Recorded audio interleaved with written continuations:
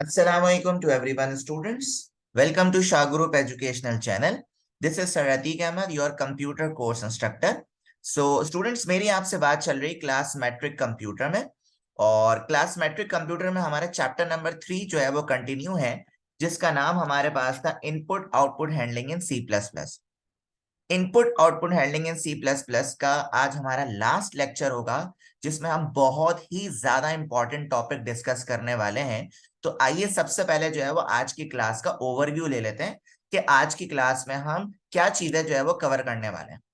तो बच्चों, आज की क्लास में जो हम टॉपिक डिस्कस करने वाले हैं वो हमारे पास है operators in C plus plus.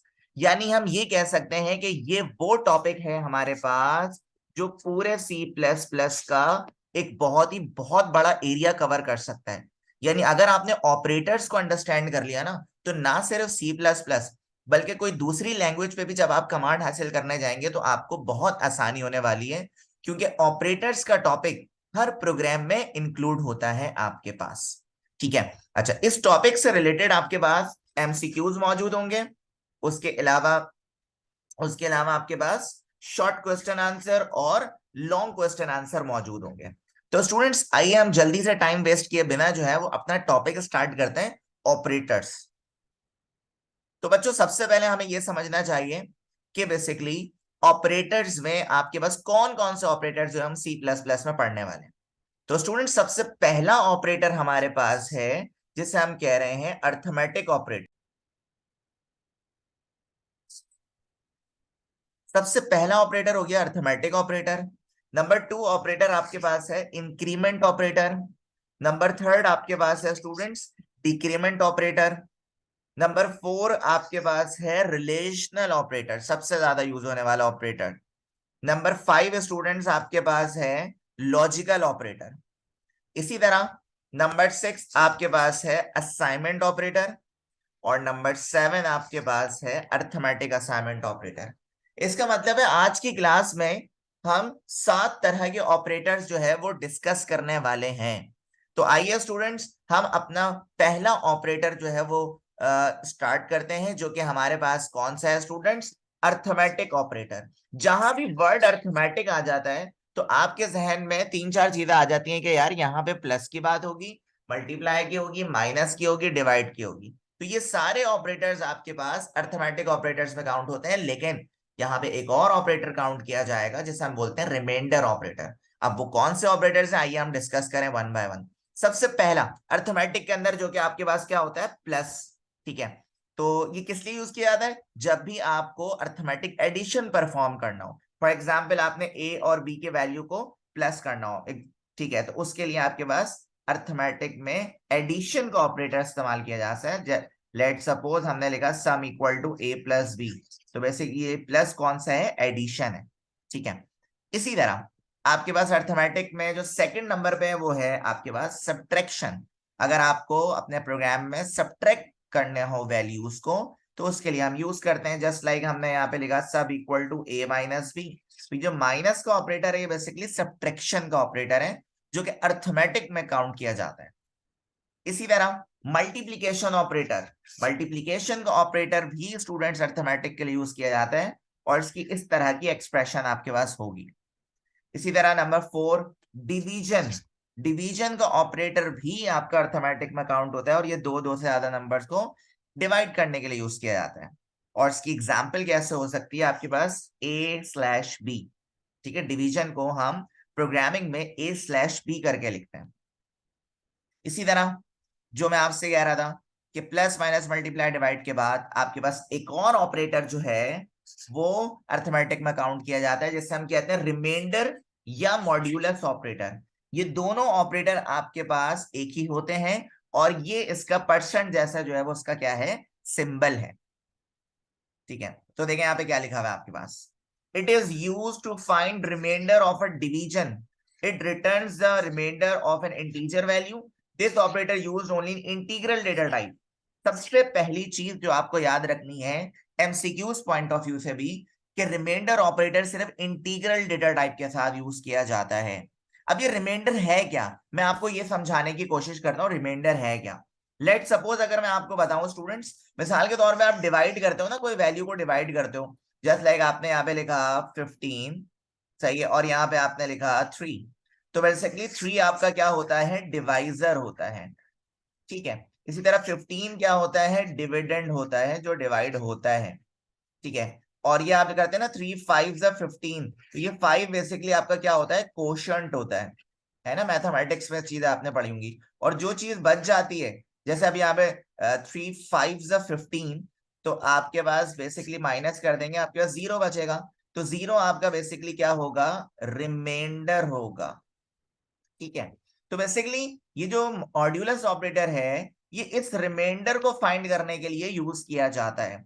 मिसाल के तौर पे यहाँ पे क्या लिखा हुआ है आपके सामने, 5 डिवाइडेड बाई 2, तो 5 डिवाइडेड बाई 2 में 2 क्या बचा, 2 तो कोशंट होगा, और बेसिकली जो रिमाइंडर बच रहा है वो क्या बच रहा है, 1 बच रहा है।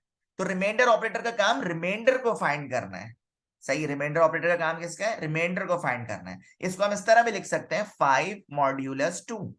5 मॉड्यूलस 2 का मतलब क्या, कि इसमें रिमाइंडर कितना आएगा, 1 आएगा। तो ये बेसिकली आपके पास अर्थमेटिक ऑपरेटर्स में काउंट किए जाते हैं। स्टूडेंट्स, अभी हमने आपको थ्योरेटिकल वे में कवर करा, और इसी के साथ साथ मैं आपको प्रोग्रामिंग एग्जाम्पल का फ्लेवर भी दूंगा, ताकि आपको बहुत अच्छे से समझ आ जाए कि अर्थमेटिक ऑपरेटर्स जो है वो किस तरह परफॉर्म किया जाता है प्रोग्रामिंग में। तो आइए स्टूडेंट्स, हम अपने compiler Dev C plus plus की तरफ चलते हैं। तो स्टूडेंट्स, हम अपने compiler Dev C plus plus में आ चुके हैं, और आप देख सकते हैं यहाँ पे मैंने एक प्रोग्राम आपके लिए लिखा हुआ है। और ये प्रोग्राम बेसिकली देखें, लाइन बाय लाइन इसको हम डिस्कस करते हैं। जो सबसे फर्स्ट लाइन है स्टूडेंट, उसमें हमने क्या लिखा है, प्री प्रोसेसर डायरेक्टिव का इस्तेमाल करा है, इसके बाद इंक्लूड का कीवर्ड, और फिर हमने हेडर फाइल इस्तेमाल करी है, ठीक है। फिर सेकंड लाइन में हमने using name space student standard लिखा है, एक नेम स्पेस क्रिएट हो जाए ताकि हम जितने भी वेरिएबल यूज करें उसके लिए हमारे पास एक नेम स्पेस क्रिएट हो जाए। और उसके बाद थर्ड लाइन में हमने मेन फंक्शन का इस्तेमाल करा है, जो किसी भी प्रोग्राम के लिए बहुत ज्यादा इंपॉर्टेंट है। विदाउट मेन फंक्शन कोई भी स्टेटमेंट आपकी एग्जीक्यूट नहीं होगी, ठीक है। इसी तरह स्टूडेंट्स, इसी तरह अब आपके पास मैंने क्या लिखा है, आइए जरा समझते हैं। स्टूडेंट्स, मैंने यहाँ पे क्या करा है, मैंने यहाँ पे ये फ्लोट एक डेटा टाइप यहाँ पे सबसे पहले डिक्लेयर करी है। इधर आप इंटीजर की डेटा टाइप भी इस्तेमाल कर सकते थे, लेकिन क्योंकि डिवीजन का आंसर आपको पता है पॉइंट में आता है, इसीलिए मैंने डेटा टाइप यहाँ पे फ्लोट यूज करी है, ठीक है। तो फ्लोट के साथ फिर मैंने यहाँ पे वेरिएबल्स को डिक्लेयर करा, ए बी, ये दो वेरिएबल्स डिक्लेयर करें। इसी तरह सम का वेरिएबल डिक्लेयर करा, सब्ट्रैक्शन का सब, मल्टीप्लाई का मल, और डिवीजन का डिव। तो ये शॉर्ट फॉर्म में मैंने लिखा है, आप अपनी मर्जी का कोई भी वेरिएबल यहाँ पे डिक्लेयर कर सकते हैं, ठीक है। तो मैं यहाँ पे थोड़ा सा आपके लिए लिख देता हूं कि ये बेसिकली वेरिएबल डिक्लेरेशन कर, ठीक है। और स्टूडेंट्स, ये क्या कर रहा हूं मैं, डिक्लेरेशन, ये मैं क्या कर रहा हूं सर, ये आप कमेंट कर रहे हैं, सिंगल लाइन कमेंट कर रहे हैं, जो कि वो स्टेटमेंट होती है जो कि एग्जीक्यूट नहीं होती, सही है। अच्छा, अब हमने क्या लिखा, पहली स्टेटमेंट यहाँ पे लिखी सी आउट, और यहाँ पे लिखा इंसर्शन ऑपरेटर इन्वर्टेड कॉमास के अंदर एंटर फर्स्ट नंबर। यानी ये हम सी आउट की स्टेटमेंट बेसिकली हम कब लिखते हैं सर, जब हमें स्क्रीन पे डिस्प्ले कराना हो, हमें यूजर से वैल्यू लेनी हो, और स्लैश टी का इस्तेमाल हम करते हैं ताकि हम टैब का इस्तेमाल कर सकें। तो जैसे यूजर पहला नंबर इंसर्ट करेगा, वो कहाँ आके स्टोर हो जाए, वो ए में आके स्टोर हो जाए, जो कि हमारा सी इन फंक्शन जो है एक्सट्रैक्शन ऑपरेटर की मदद से ये काम करता है। फिर अगेन हमने ये सेकंड नंबर, और इसको हमने सी इन बी कर दिया, सही। ये दो नंबर हमने ले लिए। अब ये जितने नंबर हमने ले लिए हैं स्टूडेंट्स, इनको अब हमें सारे अर्थमेटिक ऑपरेटर्स परफॉर्म कराने हैं। जैसे a plus b, sum equal to A plus b, equal to नहीं पढ़े सर, इस ऑपरेटर को कहते हैं हम असाइनमेंट ऑपरेटर। यानी ए प्लस बी, जैसे ए में जो भी यूजर ने वैल्यू रखी है वो यहाँ पे आकर मौजूद है, बी में जो भी वैल्यू रखी है वो यहाँ पे आकर मौजूद है। इन दोनों वैल्यूज को ऐड कराने के बाद ये सारा आंसर असाइन हो जाएगा, किस वेरिएबल में चले जाएगा, सम के वेरिएबल में चले जाएगा। इसी तरह ए माइनस बी का जो भी आंसर होगा वो सब के वेरिएबल में आ जाएगा, ए मल्टीप्लाई बाय बी का जो भी आंसर होगा वो मल के वेरिएबल में आ जाएगा, ए डिवाइड बाय बी का जो भी आंसर होगा वो डिफ के वेरिएबल में आ जाएगा। और फिर क्योंकि इन सारे आंसर्स इसमें मौजूद है, तो हमें इसको डिस्प्ले कराना होगा। तो इसीलिए स्टूडेंट्स, यहां पे हमने क्या करा, हमने लिखा एक सी आउट द सम इज, और insertion operator and L. And L का इस्तेमाल भी स्टूडेंट्स हम लाइन चेंज करने के लिए यूज करते हैं, ठीक है। तो क्योंकि सारा आंसर सम में मौजूद है, इसीलिए हमें ये वाली स्टेटमेंट लिखनी पड़ी कि सम इंसर्शन ऑपरेटर सम, सी आउट इंसर्शन ऑपरेटर सम, क्योंकि जो आंसर जिस वेरिएबल में मौजूद है ना उसको डिस्प्ले कराना होगा, उसको क्या कराना होगा, डिस्प्ले कराना होगा। सेम एज इट इज यहाँ पे लिखा द सब इफ, और ये सब का वेरिएबल यहाँ पे डिस्प्ले हो गया सी आउट के साथ। तो ये हमने डिवीजन तक यही काम परफॉर्म करा, और आखिरी में रिटर्न जीरो।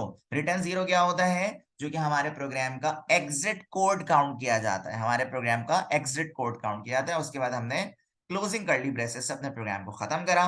तो आइए स्टूडेंट सबसे पहले प्रोग्राम को कंपाइल करते हैं। एग्जीक्यूट में आके कंपाइल करा, और कंपाइल करने से हमें ये पता चलता है कि हमारे प्रोग्राम में कोई एरर तो मौजूद नहीं है। तो हमने यहाँ पे कंपाइलेशन रिजल्ट में देखा कि कोई एरर मौजूद नहीं है। तो आइए स्टूडेंट्स अब हम अपने प्रोग्राम को रन करते हैं। तो जैसे ही मैंने रन करा तो आप देख सकते हैं कि स्क्रीन पे आपके पास लिखा हुआ है enter first number. Let suppose मैंने लिखा 45। उसके बाद पूछ रहे हैं एंटर सेकंड नंबर, मैंने लिखा 23। फिर जैसे ही मैंने एंटर करा स्टूडेंट्स आप देख सकते हैं कि दशा में 68, इन दोनों नंबर का जब सम करेंगे कितना आ रहा है 68।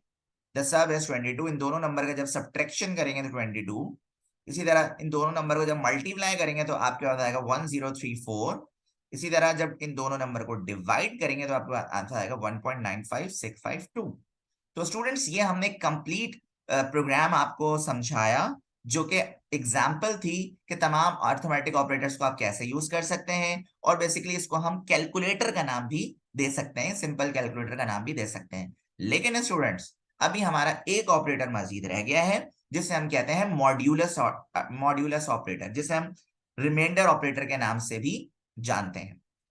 अब ये प्रोग्राम कैसा है स्टूडेंट, आइए समझते हैं। ये शुरू की स्टार्टिंग की 3 लाइंस जो है वो आपको बहुत अच्छे से पता है, हम इस पे बात करेंगे।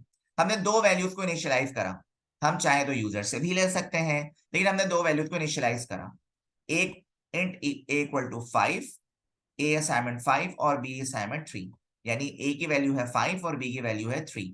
और अगर मैं इन दोनों पे रिमाइंडर ऑपरेटर का इस्तेमाल करता हूं, सही है, जैसे 5 रिमाइंडर 3, तो स्टूडेंट्स अगर हम 5 रिमाइंडर 3 की बात करते हैं तो सर हमारे पास बेसिकली क्या आना चाहिए, पहले हम थोड़ा सा वर्बली करके चेक करते हैं, बल्कि मैं आपको रन करके कंपाइल करके दिखाता हूं। तो स्टूडेंट्स हमारे पास आंसर क्या आ रहा है 2, यानी रिमाइंडर कितना आ रहा है 2 आ रहा है। अब ये रिमाइंडर क्यों 2 आ रहा है, आइए हम इसको डिस्कस करते हैं। तो स्टूडेंट्स आप यहाँ पे देख सकते हैं कि अगर हम 3 को, अगर हम बेसिकली 5 को स्टूडेंट्स डिवाइड करें किससे, 3 से, है ना, तो बेटा आप देख सकते हैं तो 3 वन से क्या होगा बेटा, आपके पास 3 हो जाएगा। जब माइनस करेंगे क्या बचेगा 2, तो इसीलिए रिमाइंडर कितना बच रहा है आपके पास 2 बच रहा है। तो हमारा आंसर भी यहाँ पे कितना आ रहा था बेटा, यहाँ पे आपका आंसर भी क्या आ रहा था 2 आ रहा था। सही, आप यहाँ देख सकते हैं ये आपका आंसर 2 आ रहा था। तो ये बेसिकली रिमाइंडर ऑपरेटर होता है। लेकिन स्टूडेंट्स अगर मैं यहाँ पे वैल्यूज को चेंज कर दूं, मिसाल के तौर पे यहाँ पे ए की वैल्यू जो है वो यहाँ पे कर दूं है लेट सपोज 2, लेट सपोज 2 कर देता हूं इसी तरह, और मैं बी के वैल्यू स्टूडेंट यहाँ पे कर देता हूँ 10, तब देखते हैं क्या रिजल्ट आता है। तब आपको देखें एक नई चीज नजर आएगी। अब यहाँ पे जैसे मैंने इसको सॉल्व करा तो मेरे पास आंसर क्या आ रहा है 2। अच्छा मैं एक काम करता हूँ, दूसरा नंबर कर देता हूँ, लेट सपोज मैं कर देता हूँ 4, और जब मैं इसको रन करता हूं तो देखिए मेरे पास आंसर क्या आता है 4। इसका मतलब क्या हुआ स्टूडेंट्स, इसका मतलब ये हुआ सर, जब भी आपके पास ये वाला नंबर छोटा होगा, क्योंकि 4 जो है वो डिवाइड नहीं हो सकता 10 से, तो ये तो आपके पास पॉइंट में आ जाएगा। तो सर पॉइंट में तो ला ही नहीं सकते, क्यों नहीं ला सकते, क्योंकि हमने ये पढ़ रखा है कि रिमाइंडर ऑपरेटर जो है वो सिर्फ इंटीग्रल डेटा टाइप के साथ यूज किया जाता है। और अगर आपका आंसर पॉइंट में आ गया इसका मतलब वो तो फ्लोट में चले जाएगा।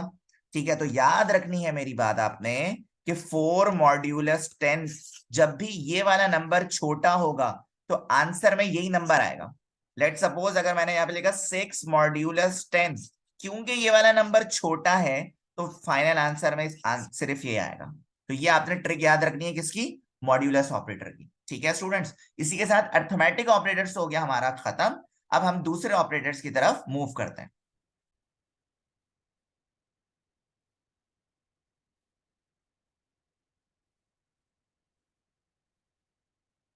अब हमारे पास स्टूडेंट्स जो ऑपरेटर है वो हमारे पास है इंक्रीमेंट ऑपरेटर। अच्छा देखिए अब हमें हेडिंग से ही पता लग रहा है कि इंक्रीमेंट ऑपरेटर वो ऑपरेटर होता है जिसमें वैल्यू को इंक्रीज किया जाए। जैसे यहाँ पे क्या लिखा हुआ है, increment operator can be used with any type of variable. Increment operator किसी भी टाइप के वेरिएबल के साथ यूज किया जाता है। It is used to add 1 to the value of a variable. Increment operator में मैक्सिमम ज्यादातर जो है वो 1 को ऐड किया जाता है, और इसको रिप्रेजेंट करते हैं प्लस प्लस साइन से, यानी डबल प्लस साइन से। This operator applicable only in one variable. इसका क्या मतलब है, लेट सपोज अगर आपके पास a की वैल्यू है 7, और अगर आपने लिखा a प्लस प्लस, तो बेटा a की वैल्यू कितनी हो जाएगी, 8 हो जाएगी। तो इसमें इंक्रीमेंट कितना हो गया, इंक्रीमेंट बाय 1। ठीक है, इस चीज को हम कहते हैं इंक्रीमेंट ऑपरेटर। अब मैं थोड़ा सा आपको डिटेल में समझाने की कोशिश करता हूं। हमारे पास इंक्रीमेंट के साथ साथ ना एक और ऑपरेटर होता है स्टूडेंट्स, वो कौन सा होता है आइए हम डिस्कस करते हैं। एक होता है इंक्रीमेंट ऑपरेटर जिसमें वैल्यू 1 ऐड होती है। एक होता है डिक्रीमेंट ऑपरेटर जिसमें वैल्यू 1 क्या होती है, डिक्रीज होती है, मतलब माइनस होती है। अब इंक्रीमेंट और डिक्रीमेंट में आपके पास दो चीजें आती हैं। एक होता है प्रीफिक्स इंक्रीमेंट और एक होता है पोस्ट फिक्स इंक्रीमेंट। प्रीफिक्स का मतलब है प्लस प्लस आपके पास पहले लगा होगा, और पोस्ट फिक्स का मतलब है प्लस प्लस बाद में लगा हो, लेकिन दोनों ही सूरत में आपके पास इंक्रीमेंट होगा। ठीक है, क्या लिखा हुआ है, increment a by 1, then use the new value of a in the expression, use the current value of a in the expression, then increment by 1। ठीक है, इसलिए डिक्रीमेंट में इसका अपोजिट होगा। प्रीफिक्स डिक्रीमेंट में माइनस होता है, पोस्ट फिक्स डिक्रीमेंट में भी माइनस होता है, लेकिन पोस्ट फिक्स में माइनस जो है वो बाद में होता है। प्रीफिक्स में माइनस पहले होगा, पोस्ट फिक्स में क्या होगा, बाद में होगा। ठीक है, एक एग्जाम्पल की मदद से इसको मजीद समझते हैं। एक जबरदस्त एग्जाम्पल आपकी बुक में मौजूद है। ठीक है, यहां से हम मेन बॉडी से समझते हैं कि आपके पास a की वैल्यू असाइन हुई है कितनी, 10। अगर इस 10 में हम यहाँ पे क्या कर रहे हैं, प्लस प्लस a लग रहे हैं, तो बेटा जी ये प्रीफिक्स इंक्रीमेंट है क्योंकि प्लस प्लस पहले लगा हुआ है। तो बेसिकली इसका आंसर आपके पास क्या आ जाएगा, 11 आ जाएगा। इसी तरह अगर मैं आपको समझाना चाहूं, तो अगर मैं यहाँ पे a की वैल्यू लेट सपोज कर देता हूं, चले 10 ही रहने देता हूं, और यहाँ पे इंक्रीमेंट की जगह स्टूडेंट्स अगर मैं डिक्रीमेंट लगा देता हूं, तो सर मेरे पास इसका आंसर क्या आ जाएगा, 9 आ जाएगा। तो स्टूडेंट्स इंक्रीमेंट ऑपरेटर के साथ साथ हमने डिक्रीमेंट ऑपरेटर को भी विद प्रोग्रामिंग एग्जांपल समझ लिया। अब मैं थोड़ी सी डेफिनेशन और इसको देख लेते हैं। The decrement operator same as increment but it subtract from the value of a variable. तो यही बात मैंने आपको समझाई। It is used to subtract 1, और डिक्रीमेंट को हम रिप्रेजेंट करते हैं किससे, माइनस माइनस के सिंबल से। ठीक है, इसी तरह आपके पास एक और ऑपरेटर मौजूद है जिसका नाम हमारे पास है relational operator. Relational operator basically कौन सा ऑपरेटर है, आइए इसको हम समझते हैं। The relational operators are used to test the relation between two values. Relational operator basically वो ऑपरेटर होता है जिसमें हम दो वैल्यूज के रिलेशन को चेक कर रहे होते हैं, दो वैल्यूज के रिलेशन को कंपेयर कर रहे होते हैं। सर क्या मतलब है, लेट सपोज अगर मैं यहां पे आपके सामने लिख रहा हूं 4 and 5, अगर मुझे इन दोनों ऑपरेटर्स को कंपेयर करने की जरूरत है, तो सर मैं यहाँ पे एक रिलेशनल ऑपरेटर लगाऊंगा और इसका नाम है लेस देन। ठीक है, तो ये बेसिकली रिलेशनल ऑपरेटर में दो डेटा होता है, एक ये और एक ये, कम से कम दो होता है। ठीक है, तो यहाँ पे क्या लिखा है, all relational operators are binary operators. ये आपके पास बाइनरी ऑपरेटर्स कहलाते हैं। बेसिकली एक होता है यूनरी ऑपरेटर्स, जैसे हमने इंक्रीमेंट और डिक्रीमेंट पढ़ा था ना, जैसे उसमें एक ही वेरिएबल यूज किया जा रहा था, तो ये बेसिकली आपके पास यूनरी ऑपरेटर्स में काउंट किया जाता है। जबकि ये आपके पास बाइनरी ऑपरेटर्स है, यहाँ पे आपके पास एटलीस्ट 2 ऑपरेंड मौजूद होंगे। ठीक है, तो इस जिसमें दो या दो से ज्यादा ऑपरेंड्स हो उसे हम बाइनरी कहते हैं। बाइनरी ऑपरेटर्स के कम से कम दो तो यूज होने हैं, और जिसमें आपके पास एक वेरिएबल का इस्तेमाल हो उसे हम क्या कहते हैं, unary operators. These operator must require two operands। देखा, ऑपरेंड्स कैसे कहते हैं इसे, ये a और b आपके क्या है, बेसिकली ऑपरेंड है। The result of the comparison is true और फॉल्स। अच्छा, रिलेशनल ऑपरेटर्स और आगे इंशाल्लाह हमारे पास आएगा लॉजिकल ऑपरेटर्स। इन दोनों के जो आंसर्स होंगे ना, वो 0 और 1 पे बेस्ड कर रहे होंगे। ठीक है, the relational operator also known as comparison operator. Relational operators को हम कंपैरिजन ऑपरेटर्स के नाम से भी जानते हैं। अब हम सबसे पहले जो है जल्दी से रिलेशनल ऑपरेटर्स के ऑपरेटर्स को देख लेते हैं, फिर प्रोग्रामिंग पर्सपेक्टिव से जो है वो रिलेशनल ऑपरेटर को देखेंगे। तो ये आपके पास रिलेशनल ऑपरेटर्स हैं। तो देखिए, पहला ऑपरेटर आपके पास है ग्रेटर देन। जिसमें a ग्रेटर देन b। मिसाल के तौर पे आपके पास यहाँ पे लिखा हुआ है आपके पास 7, a की वैल्यू 7 है और b की वैल्यू 8 है। सही है, तो बेसिकली b की वैल्यू चलो कर दो 6 कर दो, b की वैल्यू 6 है, तो यहाँ हम लिख सकते हैं कि 7 ग्रेटर देन 6। ठीक है, तो इसमें बेसिकली ग्रेटर देन आपका रिलेशनल ऑपरेटर है। इसी तरह लेस देन में इसको आप अपोजिट कर दें, 6 लेस देन 7। ठीक है, इसी तरह एक आपके पास आता है ग्रेटर देन इक्वल टू। अच्छा, ग्रेटर देन इक्वल टू, तो ग्रेटर देन इक्वल टू में दो चीजें आ रही हैं, दो कंडीशंस चेक हो रही हैं। कौन सी? सर एक तो ग्रेटर बड़ा है या नहीं, दूसरा इक्वल तो नहीं है। जैसे मैंने यहाँ पे लिखा 8 ग्रेटर देन इक्वल टू 6, तो पहले क्या चेक होगा कि 8 बड़ा है 6 से? जी हाँ। दूसरा क्या चेक होगा, क्या 8 और 6 बराबर है? नहीं, तो पहली कंडीशन ट्रू हो रही है। इसी तरह लेस देन, आपको ये चेक किया जाएगा 6 लेस देन 8, तो पहले ये चेक किया जाएगा 6 जो है वो 8 से छोटा है? जी हाँ, बिल्कुल छोटा है। लेकिन पहली कंडीशन तो ट्रू हो जाएगी कि 6 जो है वो स्मॉलर है, 6 जो है वो स्मॉलर है किससे? 8 से। लेकिन जो दूसरी कंडीशन है इक्वल वाली, वो ट्रू नहीं होगी। उसके बाद आता है equals to operator. Equals to operator क्या करता है? दोनों ऑपरेंट्स की इक्वालिटी को चेक करता है। लेट सपोज मैंने लिखा 8 इक्वल्स टू 8। ठीक है, तो बेसिकली इस बात को साबित हो रही है कि 8 और 8 दोनों क्या है? बराबर है, इक्वल है। तो इक्वल्स टू ऑपरेटर इक्वालिटी को चेक करता है। इसी तरह आपके पास है not equals to. Not equals to का मतलब है बराबर नहीं है। नॉट इक्वल्स टू का मतलब क्या है स्टूडेंट्स? बराबर नहीं है। तो यहाँ पे क्या लिखा हुआ है? A not equals to b. A not equals to b का क्या मतलब है? मिसाल के तौर पे आपके पास ए की वैल्यू है 6 और बी की वैल्यू है 7, और मैंने यहां पे लिखा ए नॉट इक्वल्स टू बी, तो ए नॉट इक्वल है बी के, तो इसका आंसर क्या आएगा? ट्रू आएगा, क्योंकि वाकई ए और बी बराबर नहीं है। तो ये आपके पास जो है स्टूडेंट्स वो रिलेशनल ऑपरेटर्स की एग्जांपल्स थी एक्सप्रेशन के साथ। लेकिन मैं आपको इसको प्रोग्रामिंग फ्लेवर देने के लिए आपको लेकर चलता हूं अपने compiler Dev C plus plus में, और इसके प्रोग्राम को रन करके दिखाता हूं। सो स्टूडेंट्स, आपको मैं लेकर आ चुका हूं अपने कंपाइलर की तरफ।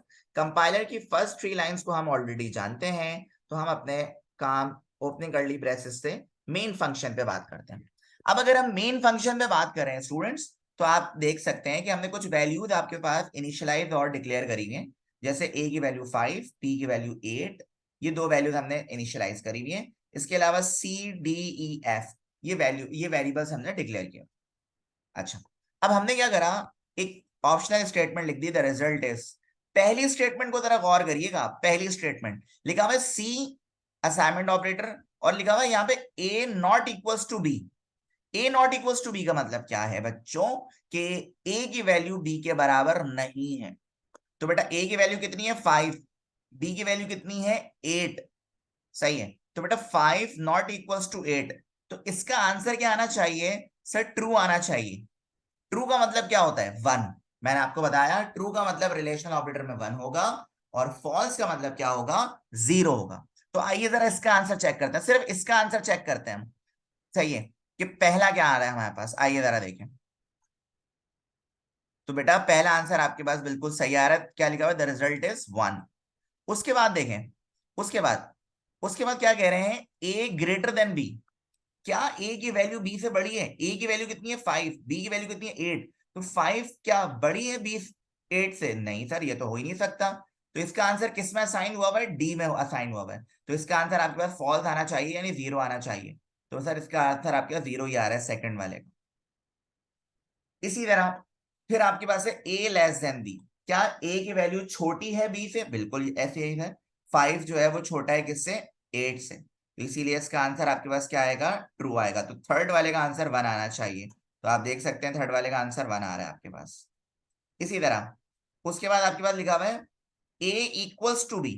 क्या ए और बी बराबर है? 5 और 8 आपके पास बराबर हो सकते हैं? सर नहीं है, हो ही नहीं सकता। तो इसीलिए इसका आंसर क्या आएगा? फॉल्स आएगा, यानी 0 आएगा। तो आप देख सकते हैं, तो मैंने आपको रिलेशनल ऑपरेटर में सारे ऑपरेटर्स जो है वो परफॉर्म करके दिखाए स्टूडेंट्स।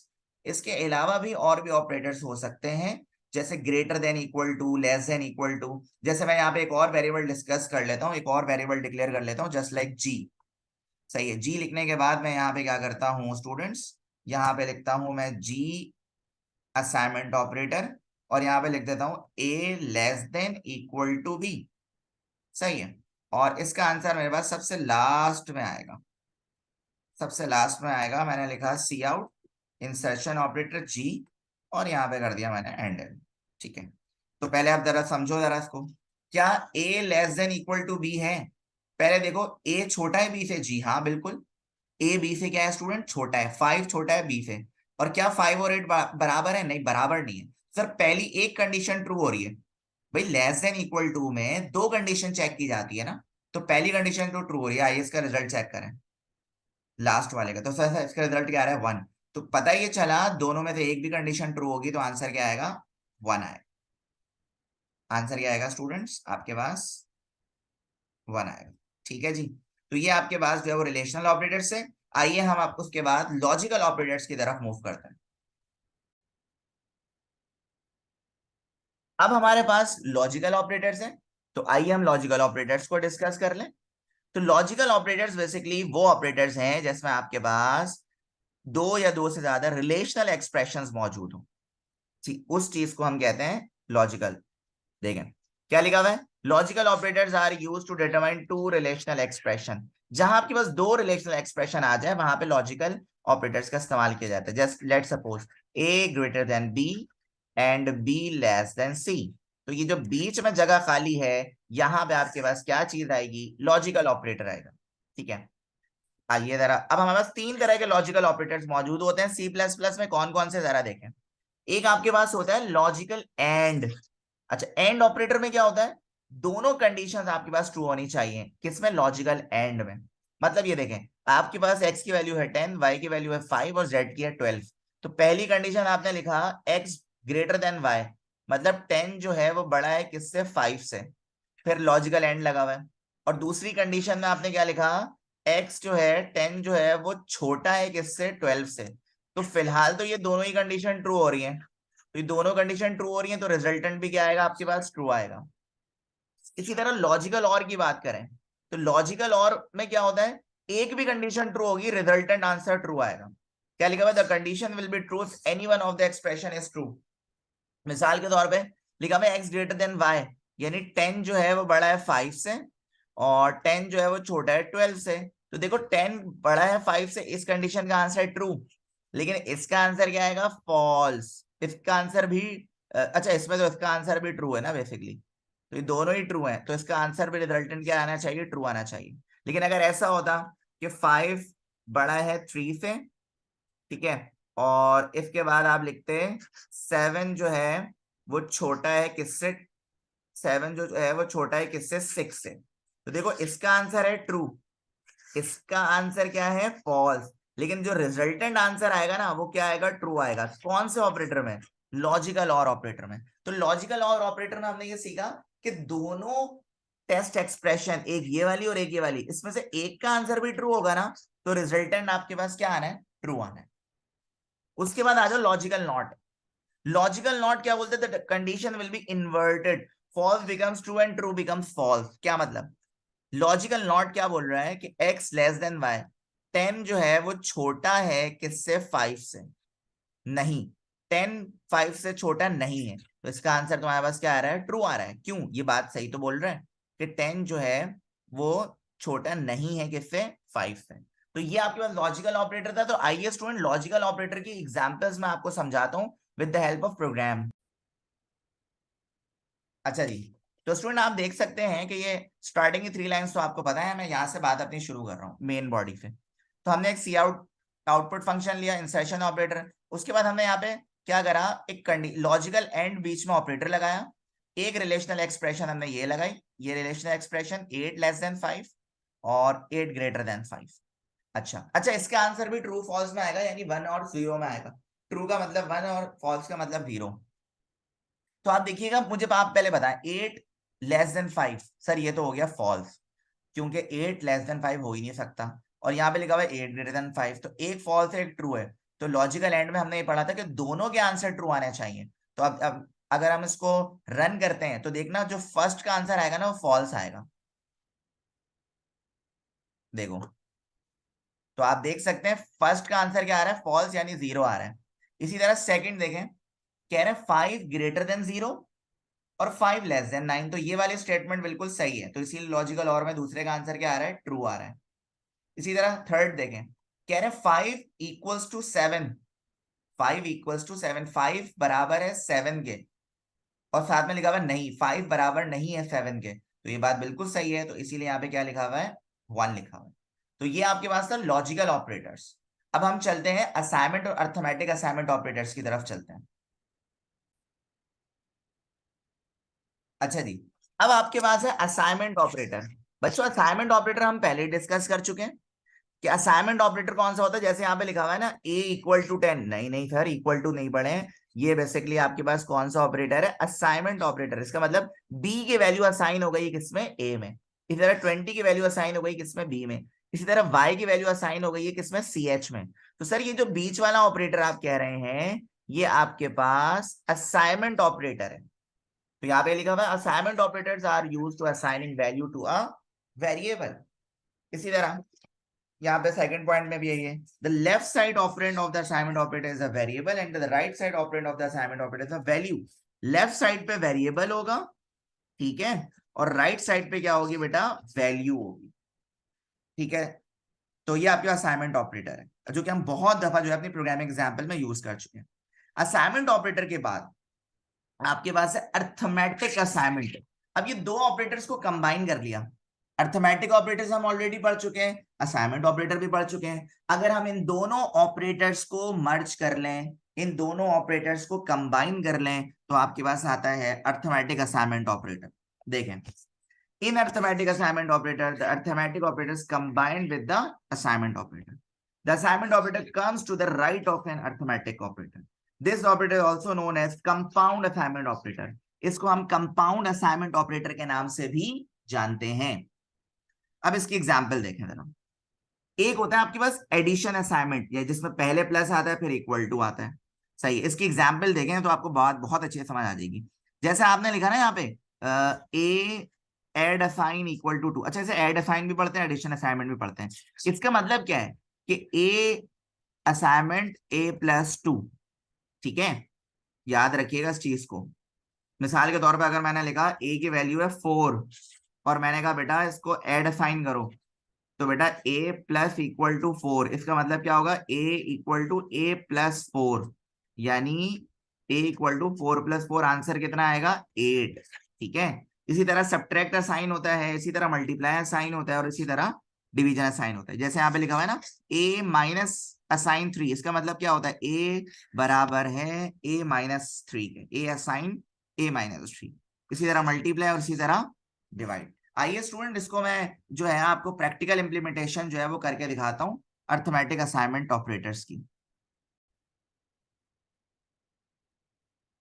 अब अर्थमेटिक असाइनमेंट की प्रोग्रामिंग एग्जांपल हम देखें तो हमने यहाँ पे एक वैल्यू इनिशियलाइज करी हुई है, a की वैल्यू 10 और c हमने एक वेरिएबल डिक्लेयर करा हुआ है, और यहाँ पे हमने लिखा c equal to a add assign 5।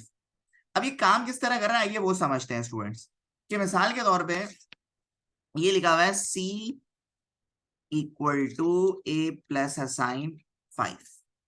अब इसको समझो पहले जरा, ये क्या, इसका मतलब है a equal to a plus 5 ना, और a की वैल्यू कितनी दी हुई है आपको यहाँ पे स्टूडेंट, आप देख सकते हो 10, सर ये हो जाएगा 10 प्लस 5, तो ये a की वैल्यू कितनी हो गई 15, और फिर यहाँ पे ही आंसर कितना आएगा, मतलब c असाइनमेंट 15। तो जब आप इसको रन करोगे तो आपके पास आंसर में कितना आ रहा है स्टूडेंट्स, आपके पास आ रहा है 15, आप यहाँ पे देख सकते हो। इसी तरह अगर आप यहाँ पे कर दो माइनस, तो माइनस करके आंसर कितना आएगा, दोबारा हम इसको रन करते हैं तो आंसर कितना आ रहा है स्टूडेंट 5 आ रहा है।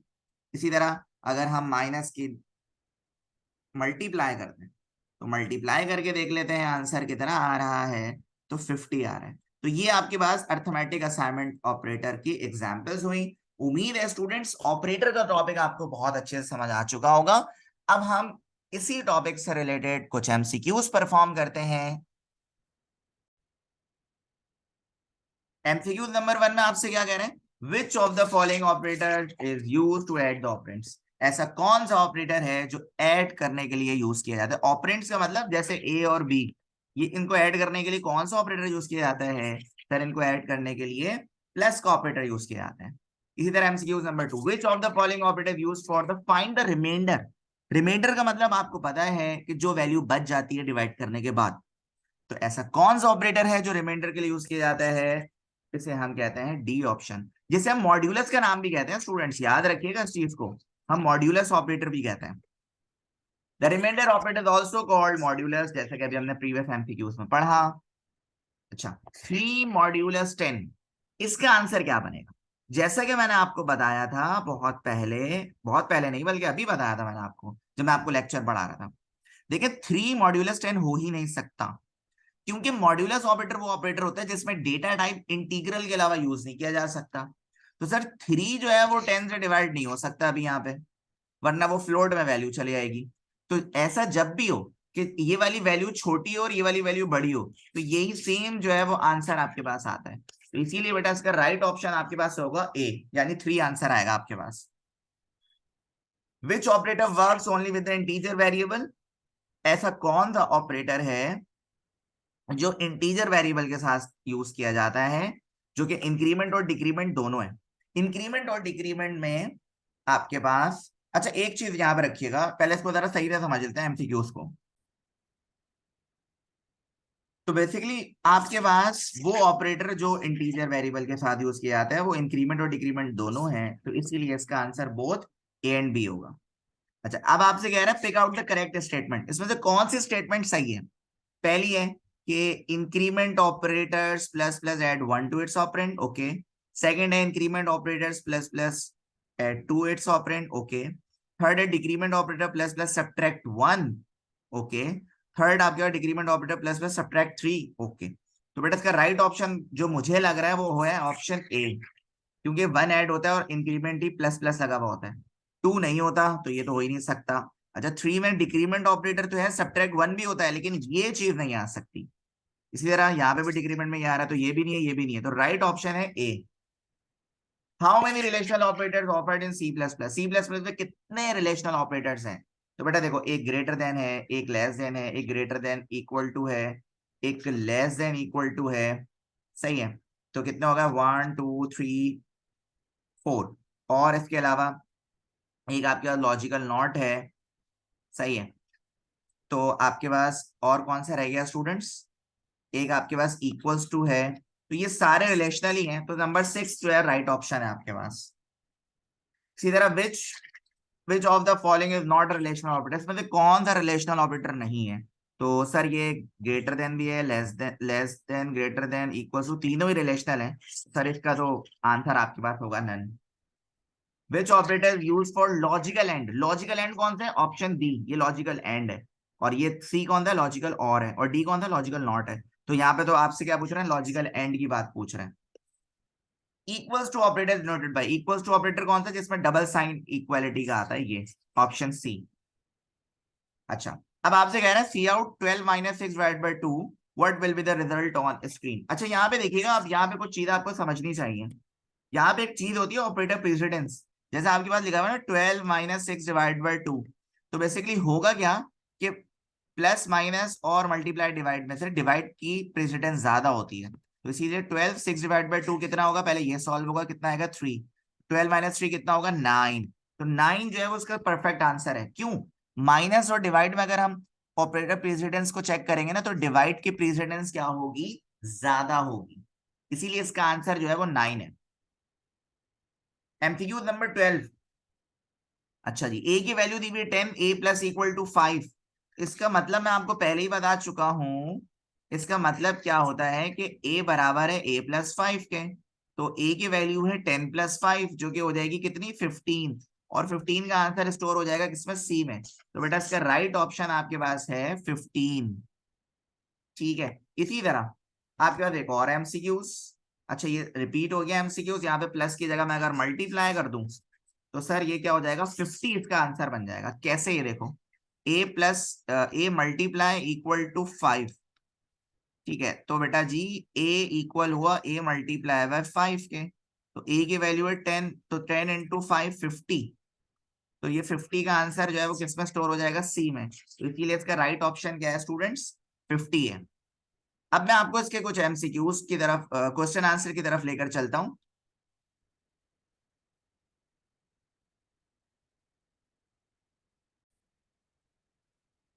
अच्छा जी, पहला तो बहुत ही आसान सा शॉर्ट क्वेश्चन आंसर है, जिसमें आपसे बोल रहे हैं कि डिस्कस द थेमेटिक ऑपरेटर। अच्छा, थेमेटिक ऑपरेटर्स में आपको ऑलरेडी आपको बहुत अच्छे से पढ़ा चुका हूँ, तो वही बात इसमें चल रही है कि 5 आपके पास डिफरेंट ऑपरेटर्स होते हैं, जिसमें एडिशन होता है, सब्ट्रैक्शन होता है, मल्टीप्लीकेशन होता है, डिवीजन होता है, और रिमाइंडर और मॉड्यूलस ऑपरेटर होते हैं। तो ये आपके पास बेसिकली अर्थमेटिक ऑपरेटर्स में काउंट किए जाते हैं। अच्छा, डिस्क्रिप्टिव क्वेश्चन की बात करें तो पहला आपके पास पूछ रहे हैं इंक्रीमेंट और डिक्रीमेंट ऑपरेटर। इंक्रीमेंट वही होता है जिसमें प्लस प्लस हो, जो कि 1 को ऐड करे। डिक्रीमेंट वही होता है जिसमें माइनस माइनस हो और डिक्रीमेंट को शो करे। ठीक है। अच्छा, एक ये होता है जिसमें ऑपरेटर पहले लगा हुआ हो, इसे कहते हैं प्रीफिक्स, और जिसमें ऑपरेटर बाद में लगा हुआ हो, इसे क्या कहते हैं बाद में हम पोस्टफिक्स। तो ये तो प्रीफिक्स, ये दोनों ही प्रीफिक्स आपके पास है। अगर ये इस तरह होता ना ए प्लस प्लस, तो इस चीज को आप कहते हैं पोस्टफिक्स। ठीक है, लेकिन पोस्टफिक्स हो प्रीफिक्स हो, इंक्रीमेंट 1 लाजमी होना है। ठीक है, जैसे ये देखें ये पोस्टफिक्स लगा हुआ है, तो इसका आंसर भी आपके पास बेसिकली 11 ही आना है, लेकिन वो बाद में ऐड होगा, ऐड बाद में होगा। इसी तरह डिक्रीमेंट ऑपरेटर में मैंने आपको बताया माइनस, सेम वही प्रोसेस चलेगा कि अगर आपके पास लेट सपोज ए की वैल्यू है 9 और आपने लगा दिया माइनस माइनस ए, तो बेटा ए की वैल्यू कितनी हो जाएगी, 8 हो जाएगी। तो ये बेसिकली डिक्रीमेंट ऑपरेटर का काम है। इसी तरह रिलेशनल ऑपरेटर, जिसमें बेसिकली दो वैल्यूज को कंपेयर किया जाता है और इसका आंसर आपके पास बेसिकली ट्रू और फॉल्स में आता है। तो ये चीज हम डिस्कस कर चुके हैं। ये आपके पास लॉन्ग क्वेश्चन आंसर के लिए भी आ सकता है, आप चाहें तो उसको अपने पास नोट डाउन भी कर सकते हैं। ये सारे ऑपरेटर रिलेशनल है, जिसमें greater than, less than, greater than equal to, less than equal to, equals to और नॉट इक्वल्स टू। ये सारे आपके पास जो है वो ऑपरेटर्स हैं, और ये इनकी एक्सप्रेशन है जो कि मैं आपको प्रोग्रामिंग एग्जांपल से समझा चुका हूं। इसी तरह लॉजिकल ऑपरेटर, 3 तरह के लॉजिकल ऑपरेटर हैं जो कि रिलेशनल एक्सप्रेशंस के दरमियान में यूज किए जाते हैं। इनका आंसर भी 0 और 1 में आता है। एक लॉजिकल एंड होता है, लॉजिकल और होता है, लॉजिकल नॉट होता है। ये इसकी मजीद एक्सप्रेशंस हैं। ठीक है, और मैंने आपको ये प्रोग्राम के थ्रू भी समझाया। फिर आपके पास असाइनमेंट ऑपरेटर। असाइनमेंट ऑपरेटर वो ऑपरेटर होता है बेसिकली साइन ऑफ इक्वालिटी को कहते हैं असाइनमेंट ऑपरेटर। जैसे 10 की वैल्यू असाइन हो गई किसमें, ए में आपके पास। ठीक है, इसी तरह अर्थमेटिक असाइनमेंट का मतलब कि प्लस माइनस वाली जितने ऑपरेटर्स हैं उसको असाइनमेंट ऑपरेटर के साथ क्या कर दो, कंबाइन कर दो। ठीक है स्टूडेंट्स, जैसे कि ये add assign, subtract assign, multiply assign और डिवाइड असाइन वगैरह ऑपरेटर्स मौजूद हैं। तो उम्मीद करते हैं स्टूडेंट्स आपको आज का लेक्चर जो है वो समझ आ चुका होगा। So thanks for watching. अल्लाह हाफिज टू एवरीवन, टेक केयर।